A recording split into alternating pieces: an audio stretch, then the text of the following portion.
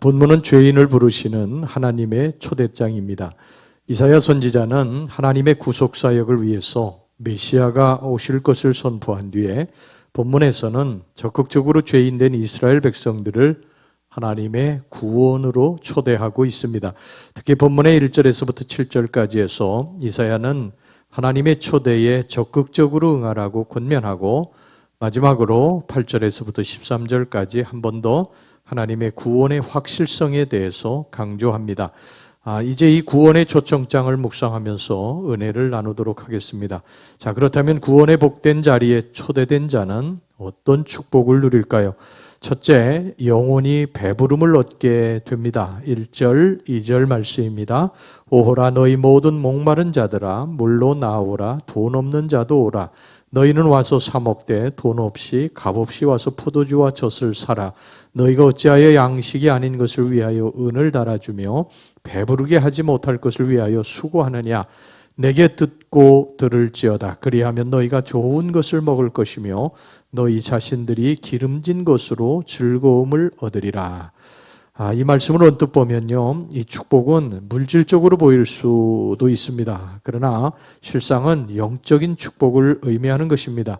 주님은 3절에서 너희의 영혼이 살리라고 하셨습니다. 육신이 곤고하고 풍랑이 있어도 그 심령만은 넉넉하고 부유하며 풍성함을 얻는다는 것입니다. 그런데 세상에 많은 사람들은 오직 육신만을 채우기 위해서 혈안이 되어 있습니다. 그러나 육신만을 채운다고 해서 우리 인생에 우리의 삶의 곤고함이 사라지는 것이 아닙니다.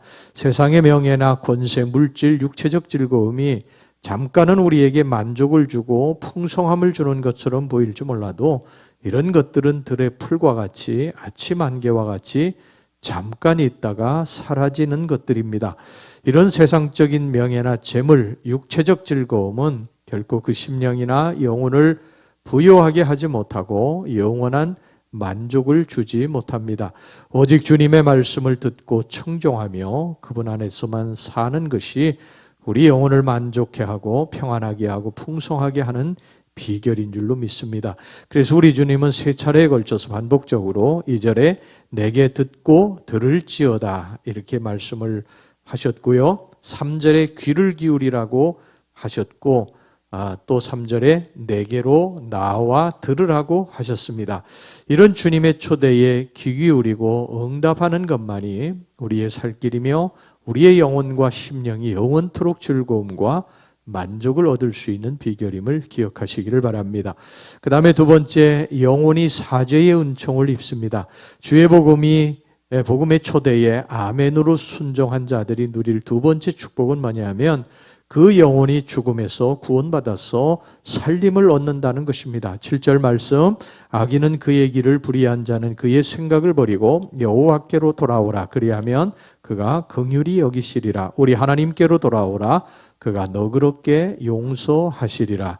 모든 인간은 죄 가운데 태어나서 죄 가운데서 타락하고 부패한 삶을 살아가고 있습니다. 그래서 인간은 사도 바울의 말대로 죄악 가운데서 영원한 죽음을 맞이할 수밖에 없습니다. 바로 이것이 세상에 태어난 모든 인생 앞에 놓여져 있는 피할 수 없는 운명입니다. 그런데 여기 본문에 이런 영원한 죽음을 피할 수 있는 비결이 제시되어 있습니다. 즉 주의 부르심에 응답해서 주님 앞으로 나아오라는 것입니다. 그러면 그분이 나의 모든 죄를 용서해 주신다는 것입니다.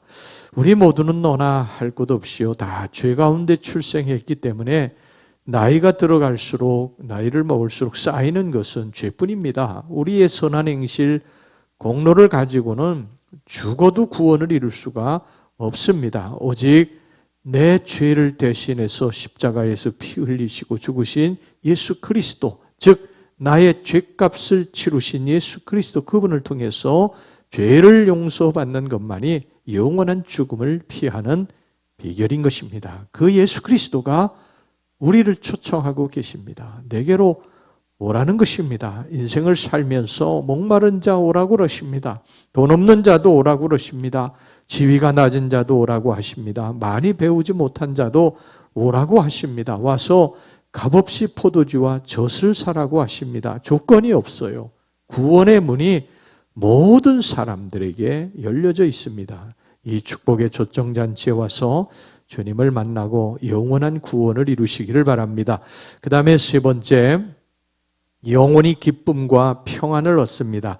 선지자는 마지막으로 주님의 구원의 부르심에 응답한 자들이 누릴 놀라운 축복을 다음과 같이 시적으로 노래했습니다. 12절 말씀, 너희는 기쁨으로 나아가며 평안히 인도함을 받을 것이요 산들과 언덕들이 너희 앞에서 노래를 바라고 들의 모든 나무가 손뼉을 칠 것이며. 이는 구원의 은총을 입은 자들의 말할 수 없는 심령의 기쁨과 평안을 비유적으로 노래한 것입니다. 그 심령이 얼마나 기쁨으로 가득 찼으면 이렇게 그 눈이 보기에 산들이 노래하는 것처럼 보이고 또한 나무들이 손뼉을 치는 것처럼 보였겠습니까? 이는 영원한 죽음에서 구원을 얻은 영혼만이 누릴 수 있는 기쁨이요 즐거움입니다. 세상 어떤 사람들이 무슨 수단으로 이런 기쁨과 즐거움을 누릴 수 있겠습니까? 물질입니까? 명예입니까? 아니면 육체적 쾌락입니까? 이런 것만으로는 결단코 이런 즐거움을, 기쁨을 얻을 수가 없습니다. 오직 주님이 주시는 기쁨만이 고난과 시련 가운데서도 평안과 기쁨과 즐거움을 주는 것입니다. 그래서 바울과 실라는 빌립보 옥중에서도 하나님께 기쁨의 찬양을 불렀던 것입니다. 사랑하는 우리 성도 여러분, 만약 여러분이 대통령의 만찬에 초대를 받았다고 한다면 어떻게 하시겠습니까? 그날을 손꼽아 기다리지 않겠어요? 가슴이 설레지 않겠습니까? 또한 이것이 최고의 내게 기쁨이고 두고두고 후손들에게 자랑거리가 되지 않겠습니까? 이렇게 세상 지도자로부터도 초청받은 거, 이 큰 영광이고 기쁨인데 우리가 만왕의 왕이신 예수 그리스도 주님으로부터 구원의 잔치에 초대받았는데 이 얼마나 기쁘고 영광스러운 일이겠습니까? 우리 모두 이 잔치에 초대받은 사람들입니다. 이런 축복된 자리에 감사함으로 나아가시기를 바랍니다. 그리고 아직도 이 초대에 응하기를 망설이는 자들을 권고합시다. 그래서 우리도 영육간의 축복을 받아 누리고 주변의 이웃들에게도 축복을 받을 수 있도록 합시다. 할렐루야.